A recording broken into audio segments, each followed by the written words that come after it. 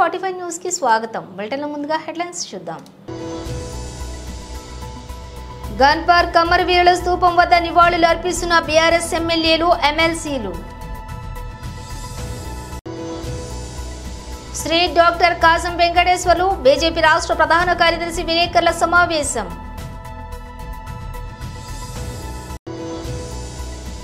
అసెంబ్లీలో తెలంగాణ తల్లి మార్పుపై CM Revanth Reddy.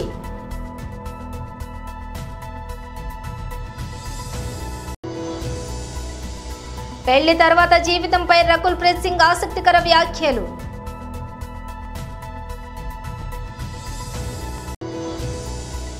Indian box office పై పుష్పరాజ్ రూల్, 829 కోట్ల వసూళ్లు. ఇక డీటెయిల్స్ చూస్తే గన్ పార్క్ అమరవీరుల స్తూపం వద్ద బీఆర్ఎస్ ఎమ్మెల్యేలు, ఎమ్మెల్సీలు నివాళులర్పించారు. తెలంగాణ రాష్ట్ర సాధనలో భాగంగా పదవీ త్యాగంతో ప్రారంభమైన పార్టీని ప్రాణత్యాగానికి కూడా రాష్ట్ర సాధన కోసం సిద్ధపడి మా నాయకుడు, తెలంగాణ మహానాయకుడు కేసీఆర్ గారు దీక్షకు దిగి 11వ రోజు దేశ రాజకీయ వ్యవస్థను మొత్తం పార్లమెంటు వేదికగా అతలాకుతలం చేసి దేశ రాజకీయ వ్యవస్థ మెడలు వంచి తెలంగాణ ప్రజా కదలికలతో ఢిల్లీ పాలకుల గుండెల్లో గుబులు పుట్టించిన రోజు డిసెంబర్ 9. ఈరోజు ఆ డిసెంబర్ 9 ఏ రోజైతే దీక్ష ఫలవంతమైందో, దీక్ష విజయవంతమైందో ఆ రోజును దీక్షా విజయ దివస్ గా మేమందరం కూడా జరుపుకుంటా ఉన్నాం. ఈ సందర్భంగా తెలంగాణ అమరవీరులకు, విద్యార్థి అమరవీరులకు, తెలంగాణ ఉద్యమంలో అసూలు వాసిన అమరవీరులందరికీ కూడా ఘనంగా నివాళి అర్పించి ఈరోజు గన్ పార్క్ నుంచి మళ్ళీ బయలుదేరి అసెంబ్లీ సమావేశాలకి బీఆర్ఎస్ పార్టీ సభ్యులందరం కూడా, శాసనసభ్యులు, శాసన మండలి సభ్యులందరం కూడా వెళ్లబోతా ఉన్నాం. ఈ సమావేశాల్లో ప్రజా గొంతుకై రాష్ట్ర ప్రజల తరఫున రాష్ట్రంలో నెలకొని ఉన్న అన్ని సమస్యల గురించి మాట్లాడతాం. అదే మాదిరిగా ఈరోజు ముఖ్యంగా కాంగ్రెస్ పార్టీ చేస్తున్న దుర్మార్గపు ఆలోచన, దేశంలోనేమో అదానీ మంచివాడు కాదని ఇతర రాష్ట్రాల్లో ప్రచారం చేస్తూ ఇక్కడ రాష్ట్రంలో మాత్రం రేవంత్ రెడ్డి, అదానీ అలై బలై చేసుకుని ఏ రకంగా ముందుకు పోతున్నారో, ఏ రకంగా ఒకవైపు రాహుల్ గాంధీ ఢిల్లీలో, అదేవిధంగా ఇతర రాష్ట్రాల్లోనేమో అదానీ మీద దుర్మార్గ ప్రచారం చేస్తూ ఇక్కడ మాత్రం అదానీ మంచివాడు అన్నట్టుగా నటిస్తున్నారో ఆ ద్వంద్వ ప్రమాణాలను కూడా ఎండగట్టడానికే ఈరోజు ఈ రకంగా అదానీ, రేవంత్ ఒకటై తెలంగాణ ప్రజలతో ఆడుతున్న నాటకాన్ని కూడా బయట పెట్టడానికే ఈ రకంగా మేము నిరసనగా ముందుకు పోతా ఉన్నాం. అదే మాదిరిగా రాష్ట్రంలో నెలకొని ఉన్న ప్రతి సమస్యని కూడా, గురుకుల పాఠశాలలో నెలకొని ఉన్న సమస్యలు కావచ్చు, రైతాంగంలో నెలకొని ఉన్న సమస్యలు కావచ్చు, లగచర్లలో దౌర్జన్యంగా భూములు లాక్కుంటున్న వైనం కావచ్చు, అదే మాదిరిగా నెరవేరని గ్యారంటీలు, ఇచ్చిన 420 హామీలు, వాటిని తుంగలో దొక్కిన వైనం, అన్నింటికి మించి తెలంగాణ అస్తిత్వం మీద జరుగుతున్న దాడి, ఇవాళ తెలంగాణ తల్లినే మారుస్తానంటున్న రేవంత్ రెడ్డి యొక్క దుర్మార్గపు ఆలోచనను కూడా నిరసిస్తూ మేమందరం కూడా ఈరోజు శాసనసభ సమావేశాల్లో మా పార్టీ తరఫున, తెలంగాణ ప్రజల తరఫున మా పార్టీ యొక్క ఆలోచన విధానాన్ని, తెలంగాణ ప్రజల యొక్క ఆర్తిని ఈ రెండు సభల్లో కూడా వినిపిస్తాం. తప్పకుండా ఈ కాంగ్రెస్ పార్టీ యొక్క ద్వంద్వ విధానాన్ని, కాంగ్రెస్ పార్టీ యొక్క దుర్మార్గపు ఆలోచనని, ఎమ్మెల్యేల హక్కులను, చివరికి ప్రజాస్వామిక ఆకాంక్షలను కూడా కాలరాస్తున్న విధానాన్ని కూడా ఎండగడతామని మీ అందరికీ కూడా తెలియజేస్తూ ఈ రోజు ముఖ్యంగా ఈ రేవంత్ రెడ్డి, అదానీ దోస్తానని కూడా శాసనసభ వేదికగా ప్రజల ముందు ఎండగడతామనే మాటను కూడా మళ్ళొకసారి తెలియజేస్తూ అందరికీ ధన్యవాదాలు. జై తెలంగాణ.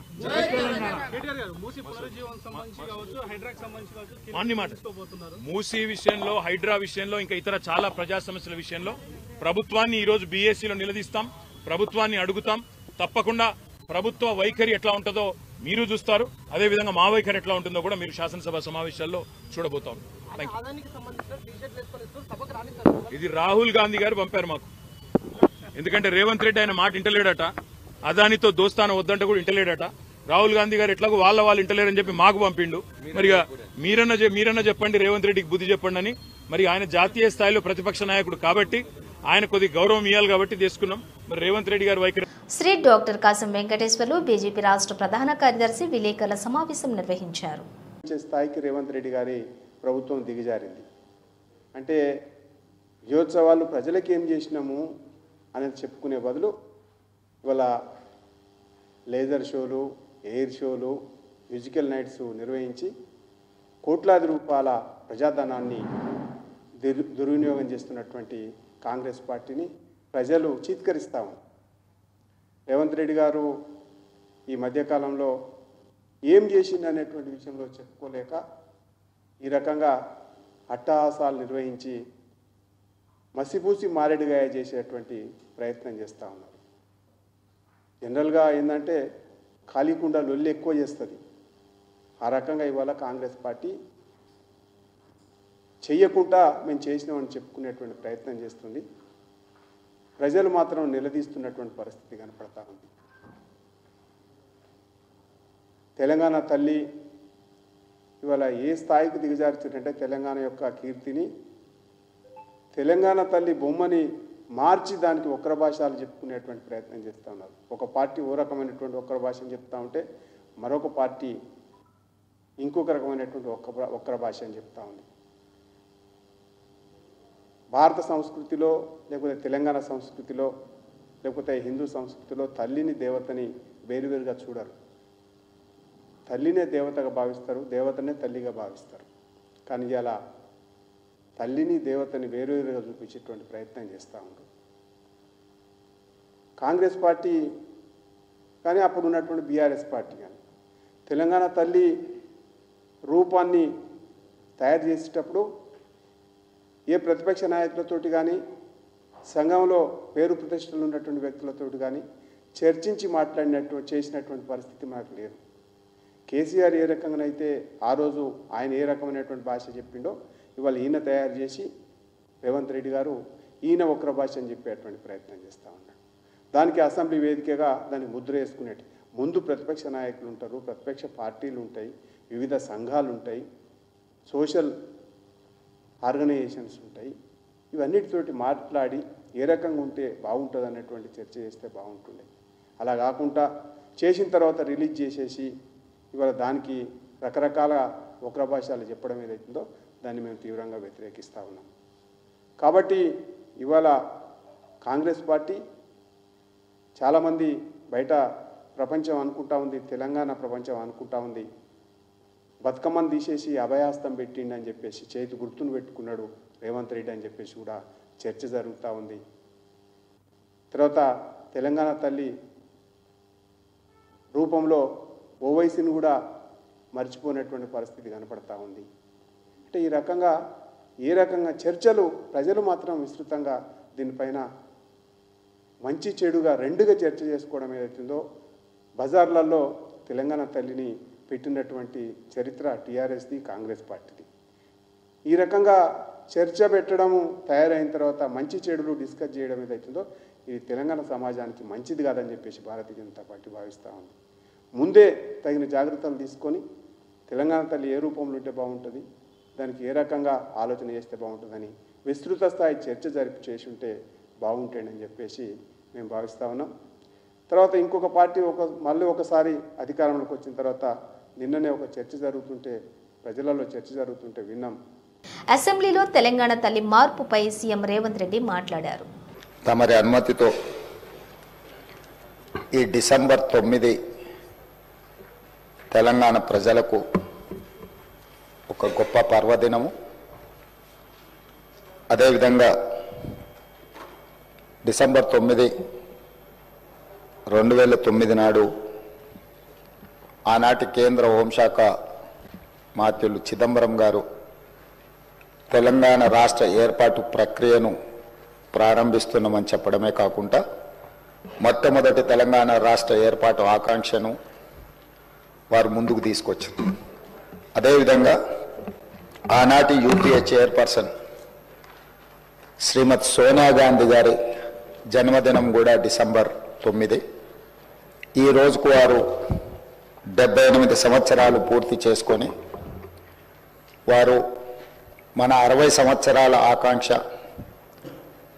4 కోట్ల తెలంగాణ ప్రజలు ఏ ఆకాంక్ష కోసం, ఏ ప్రత్యేక రాష్ట్రం కోసం పోరాటం చేసినరో, అమరులైనరో ఆ ఆకాంక్ష నెరవేరిన నెరవేరడానికి పునాది రాయబడే రోజు. అందుకే ఈరోజు ఈ శాసనసభ ద్వారా తమరి అనుమతితో శ్రీమతి సోనియా గాంధీ గారికి జన్మదిన శుభాకాంక్షలు ఈ సభ ద్వారా తెలియజేయడము మన యొక్క తెలంగాణ ప్రజల యొక్క కృతజ్ఞత శ్రీమతి సోనియా గాంధీ గారికి చేరవలసిన అవసరం ఉన్నది. అందుకోసమే మా సహచర శాసనసభ్యులందరినీ కూడా శ్రీమతి సోనియా గాంధీ గారి 78వ జన్మదిన శుభాకాంక్షలు తెలియజేయవలసిందిగా కోరుకుంటున్నాను.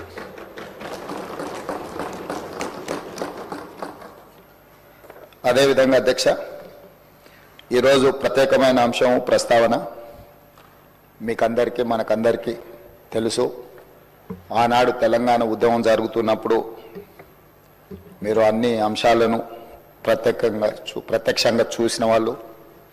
ఆ రోజు ప్రజల యొక్క భావోద్వేగము, ప్రజలు తెలంగాణ ఉద్యమంలో ఏ విధంగా ముందుకు వచ్చి ఈ ఉద్యమాన్ని ఉవ్వెత్తున ముందుకు నడిపించిందో ఆ ప్రత్యేకమైన సందర్భము, తెలంగాణ తల్లి గురించి ఆ రోజు జరిగిన చర్చలు మీరు మేము ఈ సభలో ఉన్న చాలామంది సభ్యులు ప్రత్యక్ష భాగస్వాములు.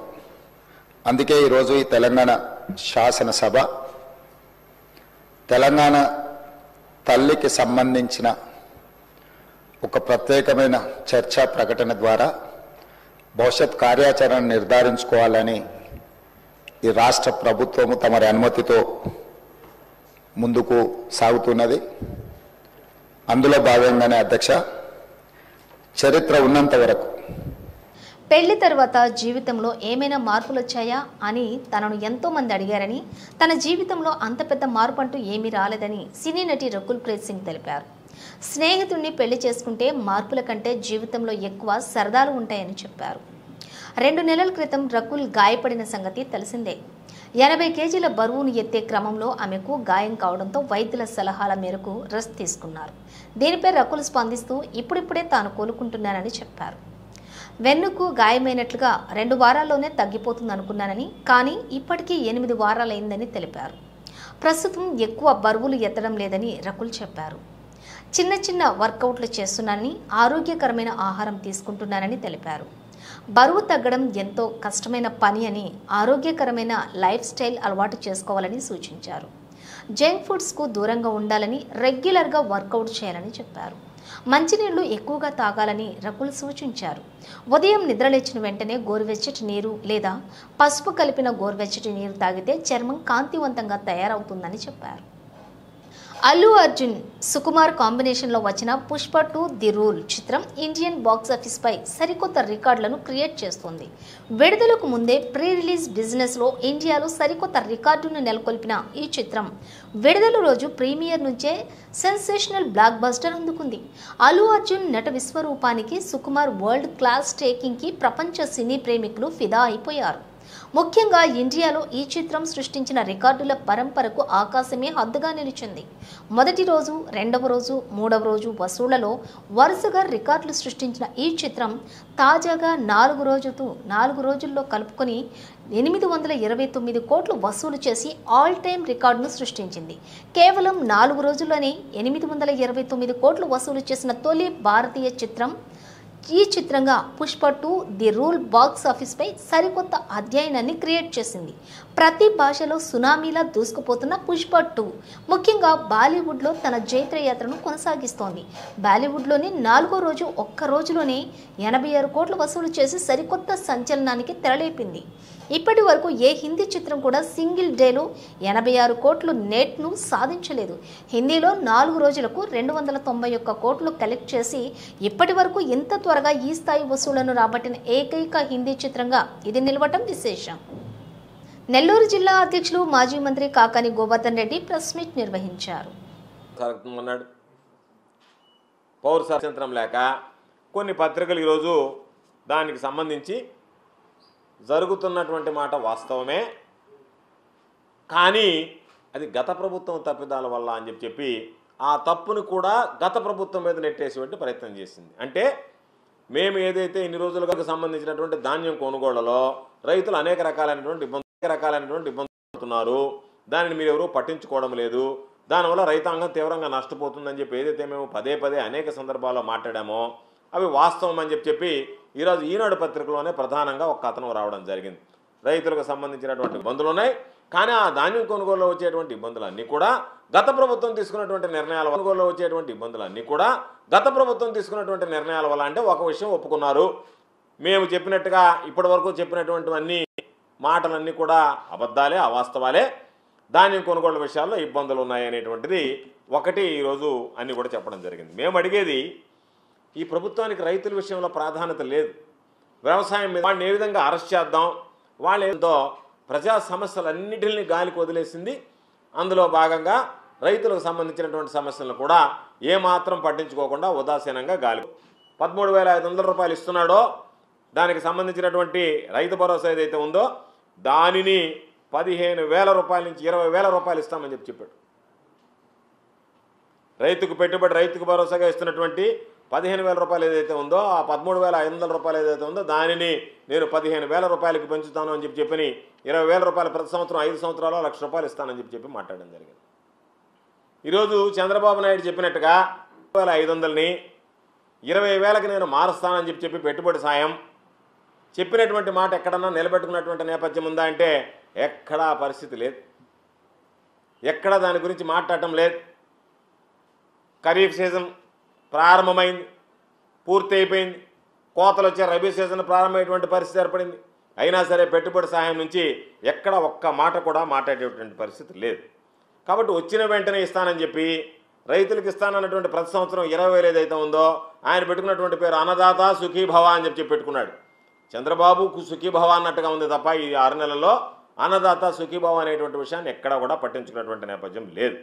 కాబట్టి ఈరోజు వాళ్ళని మొదటి అడుగులోనే రైతులకు సంబంధించి ఇస్తామన్నటువంటి పెట్టుబడి సాయం ఏదైతే సంవత్సరానికి 20,000 చొప్పున 5 సంవత్సరాలు ఇస్తానని చెప్పాడో వచ్చిన వెంటనే రైతులకు సంబంధించినటువంటి ఆ పెట్టుబడి సాయం విషయంలో మోసం చేసి మొండి చేయి చూపించి రైతులను మొట్టమొదటగా వంచనతోనే తన పరిపాలన ప్రారంభించాడు.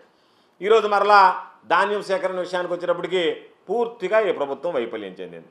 అయితే దానికి సంబంధించి ఇది వైఫల్యం చెందింది అని చెప్పి గమనించిన తర్వాత కూడా ఎల్లో మీడియా చంద్రబాబు నాయుడిని దశాబ్దాలుగా నిధులు, నీళ్లు, నియామకాల కోసం తెలంగాణ సమాజం పోరాటం చేసిందని మహేశ్వరం నియోజకవర్గం కాంగ్రెస్ ఇన్ఛార్జ్ మాజీ ఎమ్మెల్యే కిచ్చెన్నగారి లక్ష్మారెడ్డి గుర్తు చేశారు. ఇవాళ కాంగ్రెస్ అధినేత్రి సోనియా గాంధీ జన్మదిన వేడుకలను అట్టహాసంగా తుక్కుగూడ కాంగ్రెస్ కార్యాలయంలో కేఎల్ఆర్ నిర్వహించారు. ఈ సందర్భంగా లక్ష్మారెడ్డి మాట్లాడుతూ ఉద్యమకారుల కలను సాకారం చేసిన ఘనత సోనియమ్మకు దక్కుతుందన్నారు.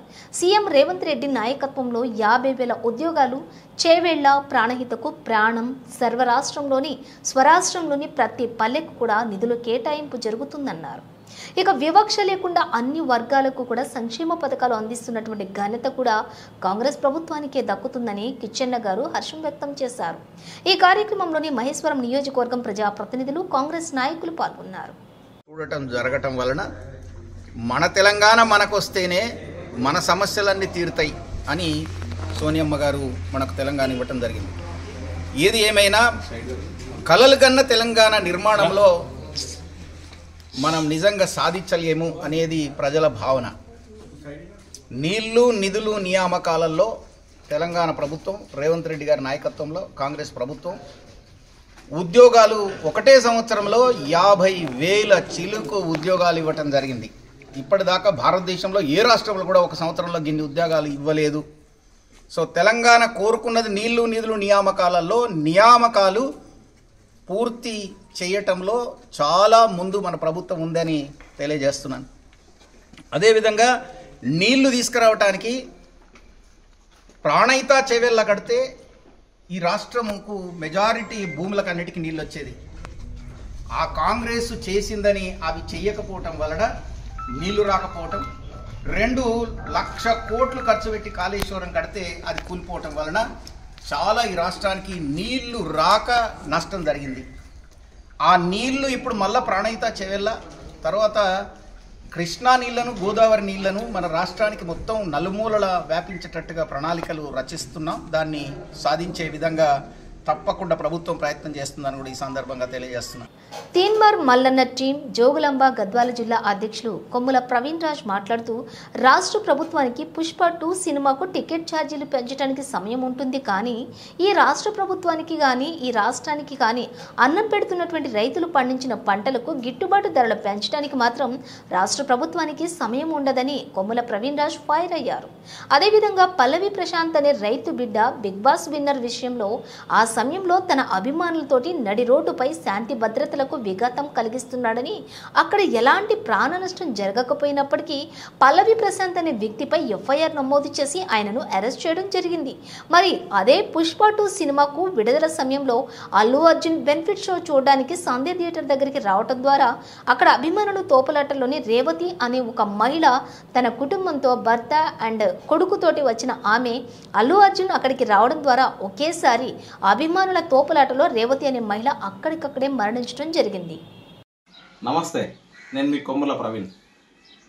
పుష్ప 2 సినిమా, ఈ సినిమాకి ఈ రాష్ట్ర ప్రభుత్వం అదేవిధంగా ఆంధ్రప్రదేశ్ రాష్ట్ర ప్రభుత్వం రెండు కూడా సినిమా టికెట్లు పెంచుకోవడానికి అవకాశం ఇచ్చేవి.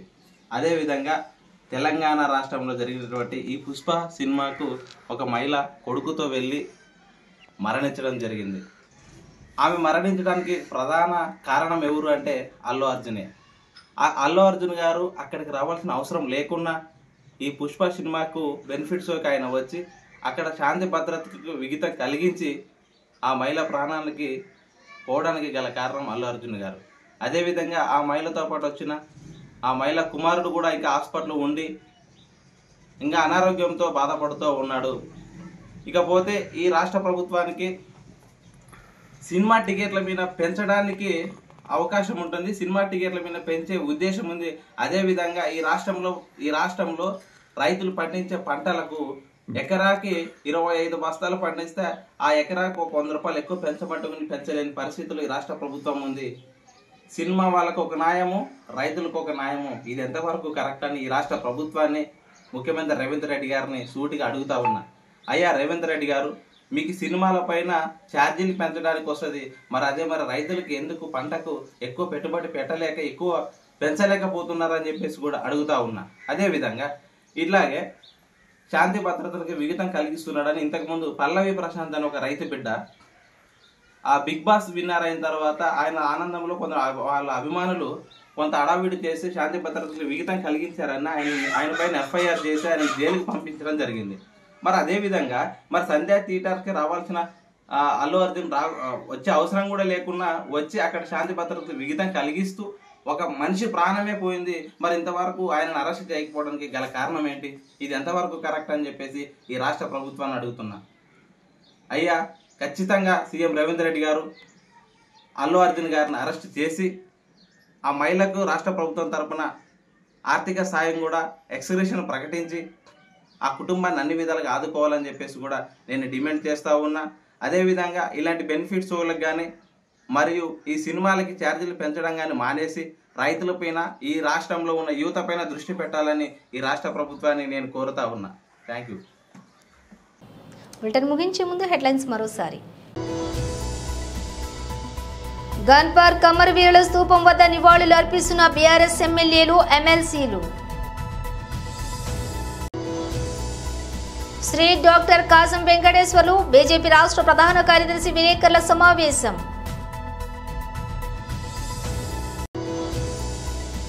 అసెంబ్లీలో తెలంగాణ తల్లి మార్పుపై CM Revanth Reddy.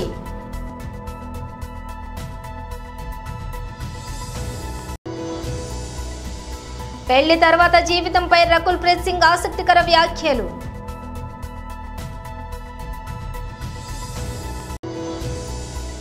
Indian box office పై పుష్పరాజ్ రూల్, 829 కోట్ల వసూళ్లు. ఇవి బులెటిన్ విశేషాలు. మరో బులెటిన్తో మళ్ళీ కలుద్దాం.